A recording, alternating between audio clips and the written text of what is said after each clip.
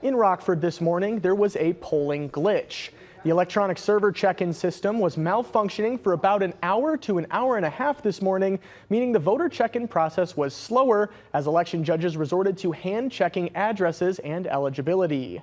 The vendor has informed the city of Rockford the electronic system is now operational, so the check-in process should be back to normal.